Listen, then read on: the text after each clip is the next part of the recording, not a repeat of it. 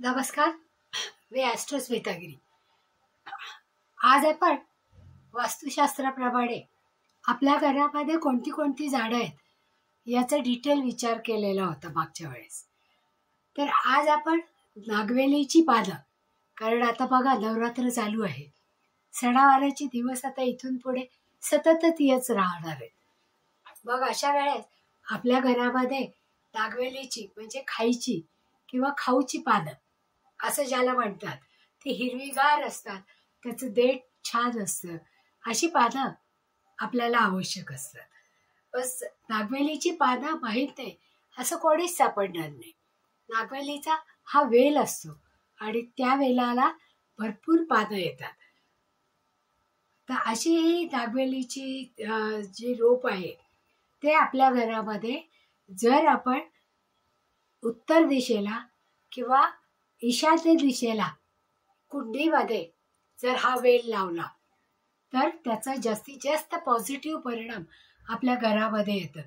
कारण negative energy सगळी absorb करतात ही पानं आणि पॉझिटिव्ह एनर्जी घरामध्ये पसरवतात. हिरवगार असल्यामुळे त्याच्यामध्ये क्लोरोफिलचं प्रमाण जास्त असतं, त्याच्यामुळे कार्बन डायऑक्साईड जास्त, फोटोसिंथेसिससाठी कार्बन डायऑक्साईड जास्त ॲब्सॉर्ब केला जातो. म्हणजे आपल्या घरातलं जे दूषित वातावरण किंवा वायू असेल तो ही पानं जास्तीत जास्त आकर्षून घेतात. म्हणून घरामध्ये पॉझिटिव्ह एनर्जी जास्त प्रमाणात राहते. आपली कुठलीही पूजा असू दे पहा, त्याच्यासाठी आपल्याला नागवेलीची पानं ही लागतातच.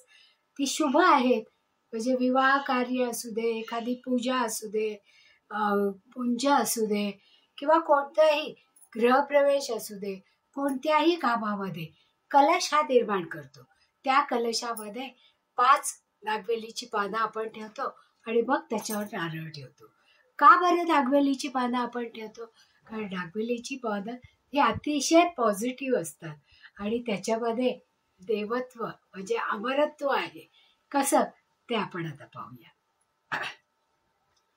आता नागवेलीचा जन्म कसा झाला याचा विचार करताना जेव्हा समुद्रमंथन झालं आणि समुद्रातून जी 14 रत्न बाहेर आली, त्याच्यामध्ये अमृत हे जेव्हा आलं त्यावेळेस देवांना सगळं अमृत दिल्यानंतर अमृताच्या कलशामध्ये काही थेंब शिल्लक राहिले होते. ते थेंब जेव्हा विष्णूने जे रूप घेतलेलं होतं त्या मोहिनीच्या रूपातल्या विष्णूने तो कलश, रिकामा झालेला कलश, एक नागराज नावाच्या हत्तीच्या कुंड होतं पहा, त्याला पाणी पिण्यासाठी एक कुंड केलं होतं. त्या कुंडाजवळ थोडंसं कलंडून हा कलश मोहिनीने ठेवला. त्यामुळे त्याच्यामध्ये जे काही थोडे अमृताचे कण होते किंवा अमृताचे जे थोडा लवलेश होता ते पाणी अमृताचं त्या नागवेलीच्या त्या नागराजाच्या कुंडाभोवती पसरलं. त्याच्यातून काही दिवसांनी एक सुंदर हिरवगार रोप आलं आणि त्या रोपाला ही बरीच पानं होती आणि ती जेव्हा देवलोकांमध्ये होती आणि देवलोकांनी हे पाहिलं की अरे ही पानं खूपच सुरेख आहेत, तेव्हा त्यांनी त्याचा आस्वाद घेतला. तो आस्वाद त्यांना आवडला आणि ही औषधी वनस्पती आहे आणि शुभ वनस्पती आहे. का तर अमृतापासून तयार झालेली आहे, म्हणजेच अमृता इतकीच गुण त्याच्यामध्ये आहेत. म्हणून पूजेसाठी आपण आवर्जून नागवेलीची पानं वापरतो. नागवेलीचा विडा हा प्रत्येक देवाला अतिशय प्रिय आहे. मग त्या विड्यामध्ये सुपारी किंवा बाकीचं काही घालण्यापेक्षा काच सुपारी घालण्यापेक्षा गुलकंद जर घातला तर सुद्धा आणि गुलकंद आणि खोबरं, तर त्याने जो विडा बनतो तो जास्त पाचक होतो. आणि आपण पहा नवरात्रामध्ये देवीला पानाचा विडा ठेवतो. ज्येष्ठा आणि कनिष्ठा गौरीच्या वेळेत त्यांच्या नैवेद्यामध्ये पानाचा विडा ठेवतो. हनुमंताला पानाचा विडा अतिशय प्रिय आहे आणि तो गोड पानाचा विडा, म्हणजे तो कशासाठी बनवायचा?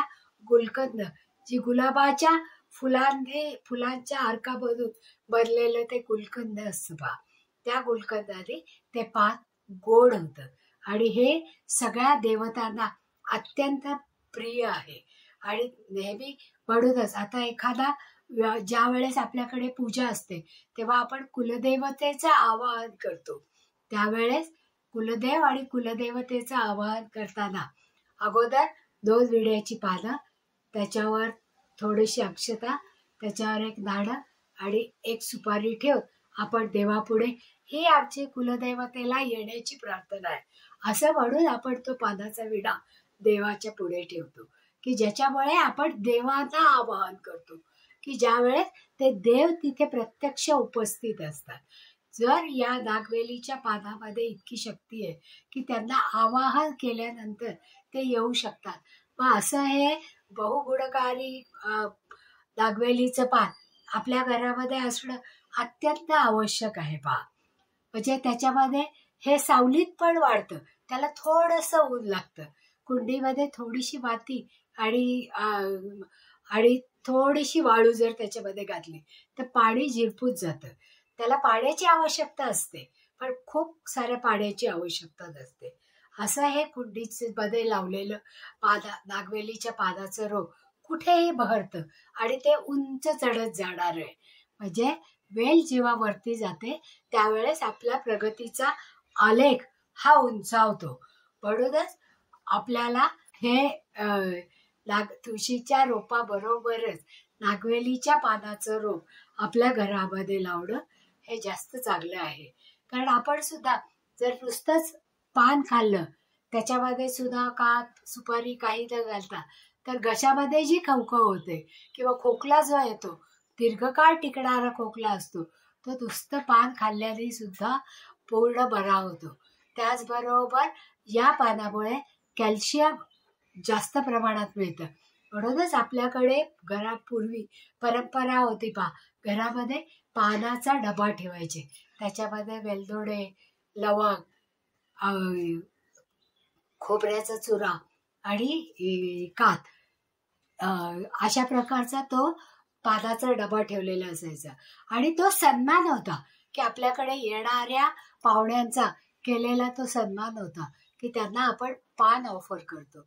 जसं देवांना आपण विडा देतो आणि त्या विड्यावर जेव्हा पानाचा विडा ठेवतो आणि आवाहन करतो, तसेच आपण आपल्याकडे आलेल्या गेस्टना जेव्हा पान ऑफर करतो त्यावेळेस त्यांचा तो सन्मान केल्यासारखा होतो. म्हणजे हा अतिउच्च प्रमाणाचा सन्मान समजला जातो. मग अशा या नागवेलीच्या पानामध्ये की लक्ष्मीला अतिशय प्रिय आहे पहा. कलश सजवताना आपल्याला विड्याची पानं लागतात आणि पचनासाठी सुद्धा हा विडा अतिशय चांगला असतो.